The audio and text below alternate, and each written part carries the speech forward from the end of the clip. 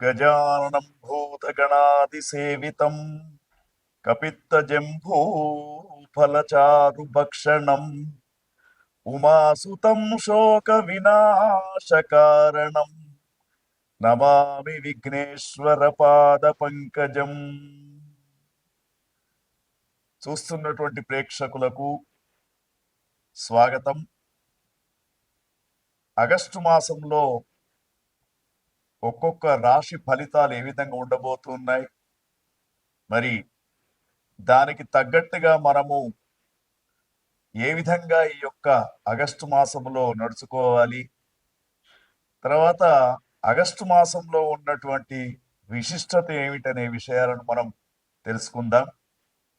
ముఖ్యంగా ఇది మనకు జూలై 25వ తేదీ నుండి ఆగస్టు 23వ తేదీ దాకా తెలుగు నెలలలో శ్రావణ మాసం అని చెప్పేసి పేరు.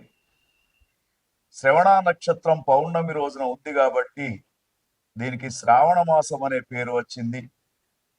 అయితే ఈ యొక్క శ్రవణ నక్షత్రం అంటే ఏమిటి అంటే, ప్రతి మాసానికి పౌర్ణమి రోజున ఏ నక్షత్రం అయితే ఉంటుందో దానికి అనుకూలంగా ఆ మాసం యొక్క పేరు మన భారతీయ సనాతన సంప్రదాయంలో పెట్టడం జరిగింది. ముఖ్యంగా ఆగస్టు మాసం అంతా కూడా దాదాపు శ్రావణ మాసంగా చెప్పబడుతూ ఉంటుంది. చివరి వారం మాత్రం భాద్రపద మాసంగా చెప్పబడుతూ ఉంటుంది. శ్రవణము అంటే వినడము అని అర్థం. నవవిధ భక్తి మార్గాలలో శ్రవణ భక్తి అనేది కూడా ఒక భక్తి మార్గం. అయితే ఈ శ్రావణ మాసంలో విశేషంగా మనకు హరిహరాదుల యొక్క అర్చన, తర్వాత ముగ్గురు మాతల యొక్క ఆరాధన చేసే మాసంగా మనం ఆగస్టు మాసాన్ని తీసుకోవచ్చు. అయితే ఆగస్టు మాసంలో మనకు ముఖ్యంగా ఈ సంవత్సరం విశ్వావసునామ సంవత్సరంలో శ్రావణ మాసం అనేది 5 శుక్రవారాలతో ప్రారంభమైంది. ఈ 5 శుక్రవారాలు చాలా, శుక్రవారం అంటేనే మహాలక్ష్మి వారంగా చెప్పుతూ ఉంటాం. అయితే 5 శుక్రవారాలు వచ్చినటువంటి యొక్క శ్రావణ మాసంలో, ఆగస్టు మాసంలో చాలా మహాలక్ష్మి యొక్క అనుగ్రహం అందరికీ కలుగుతూ ఉంటుంది. కాబట్టి ఈ శ్రావణ మాసంలో శుక్రవారం మహాలక్ష్మి పూజన చేసుకోవడం, వరలక్ష్మి పూజన చేసుకోవడం, మంగళవారం రోజున మంగళ గౌరీ వ్రతం అని చెప్పేసి ఆ యొక్క జగన్మాత జగజ్జన్ని ఆది పరాశక్తి అయినటువంటి అమ్మవారికి సంబంధించినటువంటి కొత్తగా నూతనంగా పెండ్లైనటువంటి అమ్మాయిలు గౌరీ ఆరాధన చేసుకోవడానికి, అంటే పెండ్లైనటువంటి సంవత్సరం నుండి 5 సంవత్సరాలు గౌరీ ఆరాధన చేసుకునే మాసం ఆగస్టు మాసంగా, శ్రావణ మాసంగా చెప్పబడుతూ ఉంది. అయితే ఈ యొక్క శ్రావణ మాసంలో విశేషమైనటువంటి పండుగలలో ముఖ్యంగా మనకు వరలక్ష్మి వ్రతం ఒకటి, నాగుల పంచమి అని చెప్పేసి వస్తూ ఉంటుంది. ఎవరికైతే జ్యోతిష్ శాస్త్ర రీత్యా రాహుకేతువుల మధ్య అన్ని గ్రహాలు బంధించబడి ఉంటుందో వాళ్లకు కాలసర్పదోషం ఉన్నట్టు మనకు జ్యోతిష్ శాస్త్రం చెప్తూ ఉంది. ఈ కాలసర్పదోషం ఉన్నటువంటి వారు ముఖ్యంగా నాగుల పంచమి రోజున పుట్టలో పాలు పోయడం, నాగ ఆరాధన చేయడం అనేది విశేషంగా మనం ఆగస్టు మాసంలోనే చేస్తూ ఉంటాం. తర్వాత మరొక పండుగ వరలక్ష్మి వ్రతం అంటాం.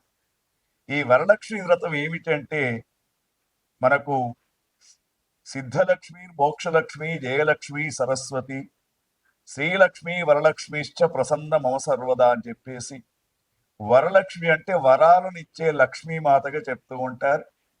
ఎవరెవరికి అష్టలక్ష్మి స్వరూపంతో ఉన్నటువంటి అమ్మవారి యొక్క ఆరాధన చేయడం, కొంతమందికి ధాన్యలక్ష్మి కావాలి, కొంతమందికి విద్యాలక్ష్మి కావాలి, కొంతమందికి ధైర్యలక్ష్మి కావాలి, కొంతమందికి సంతాన లక్ష్మి కావాలి. ఇట్లా 8 స్వరూపాల్లో ఉన్నటువంటి లక్ష్మీమాత అనుగ్రహం పొందడానికి విశేషమైనటువంటి వ్రతమే వరలక్ష్మి వ్రతంగా చెప్తూ ఉంటారు. అది ఆగస్టు 8వ తేదీన ఎవరికైతే గురుబలం చక్కగా లేదో, ఎవరికైతే వ్యాపారం చక్కగా నడవడం లేదో వారి యొక్క భార్యలు తప్పకుండా వరలక్ష్మి వ్రతాన్ని చేసుకుంటే వ్యాపార వృద్ధి, ధనము, ఆదాయం ఇవన్నీ కూడా లభించే అవకాశం ఉంది. తర్వాత మనకు తదుపరి తేదీ చూసుకున్నప్పుడు మరి ఈ ఆగస్టు మాసంలోనే మనకు ముఖ్యంగా జంధ్యాల పౌర్ణిమ అని చెప్పేసి, రాఖీ పౌర్ణమి అని చెప్పేసి 2 పండుగలు ఒకటే రోజు చేస్తూ ఉంటారు. బ్రాహ్మణోత్తములంతా కూడా నూతన యజ్ఞోపవీత ధారణం చేసుకొని గాయత్రి ఉపాసన చేస్తారు.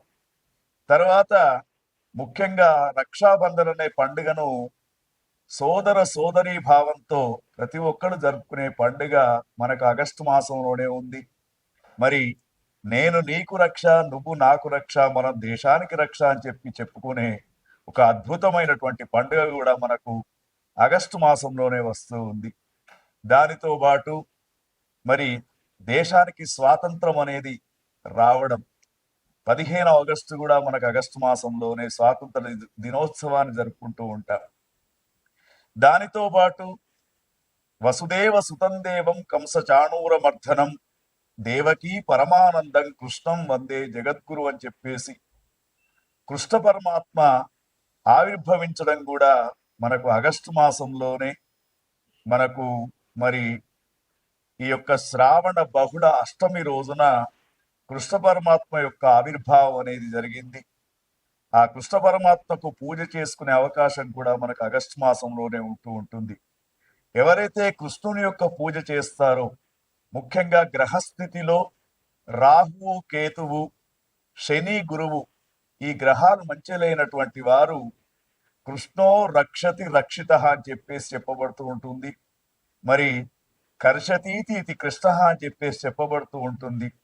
అందరి దుఃఖాలను, అందరి బాధలను పోగొట్టేవాడు కృష్ణ పరమాత్మ కాబట్టి తప్పకుండా మరి కృష్ణాష్టమి రోజున, దాన్నే గోకులాష్టమి అంటారు, ఆ రోజున తప్పకుండా శ్రీకృష్ణుని యొక్క ఆరాధన చేసుకోవడం.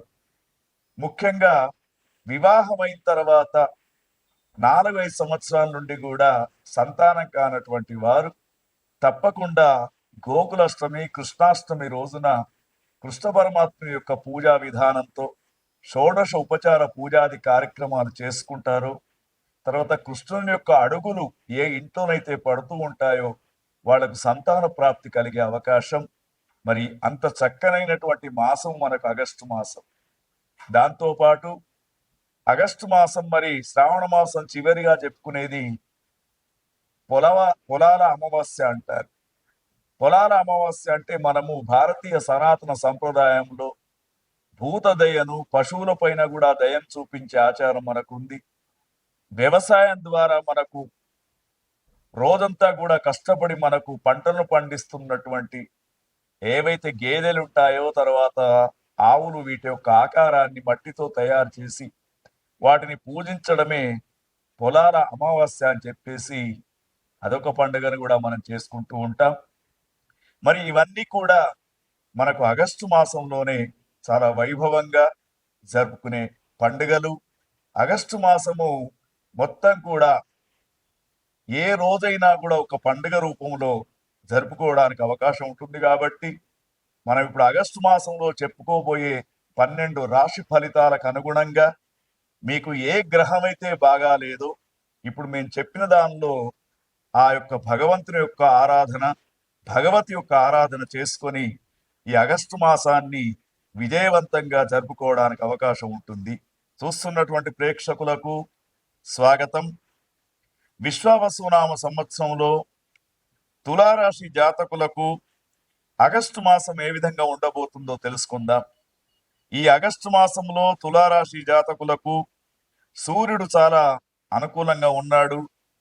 మరి వారికి 10-11 స్థానాలలో సూర్యుడు ఈ మాసం అంతా అనుకూలంగా ఉంటాడు.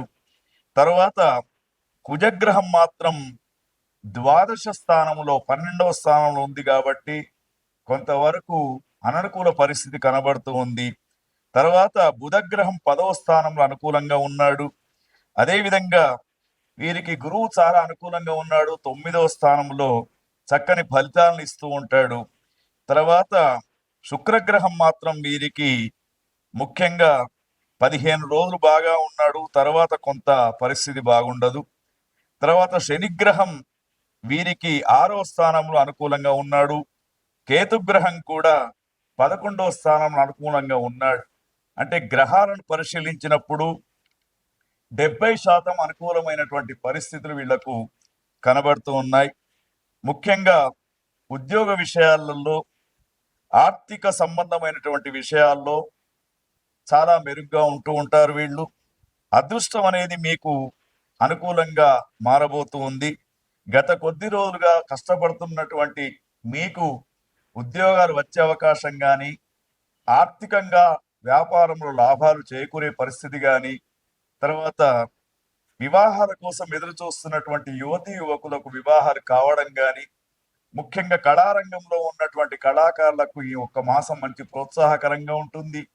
మీడియా రంగంలో ఉన్నటువంటి వారికి చాలా చక్కని అవకాశాలు వచ్చే అవకాశాలు, మీ యొక్క పనితనాన్ని గుర్తించే అవకాశం కనబడుతూ ఉంది. తులారాశి జాతకులకు స్థిరాస్తి సంబంధమైనటువంటి వ్యవహారం అనుకూలించే కోర్టు వ్యవహారాలు కూడా మీకు అనుకూలించేటట్టు కనబడుతూ ఉంది. తర్వాత ముఖ్యంగా భోజన సౌఖ్యం అనేది కనబడుతూ ఉంది. తర్వాత ముఖ్యంగా ఎవరైతే రాజకీయ సంబంధమైనటువంటి విషయాల్లో ఉన్నారో, రాజకీయ నాయకులు ఎవరైతే ఉన్నారో వాళ్లకు స్థానిక పరమైనటువంటి ఎన్నికలలో అనుకోనటువంటి అవకాశాలు కూడా వచ్చే సందర్భం కనబడుతూ ఉంది. అయితే మీకు ఒక సూచన ఏమిటంటే, కుజ బుధ గ్రహాలకు సంబంధించినటువంటి కొంత జపతపాదలను చేయించుకోండి. తర్వాత ముఖ్యంగా మీరు తులారాశి జాతకులు తప్పకుండా ఈ యొక్క నాగ పంచమి రోజున సర్ప పూజను చేసుకోవడం, లేదా మీ స్త్రీల వెంట వెళ్ళి మీరు కూడా పుట్టలో పాలు పోయడం అనేది శ్రేయస్కరంగా చెప్పబడుతూ ఉంది. ఓం తత్సత్.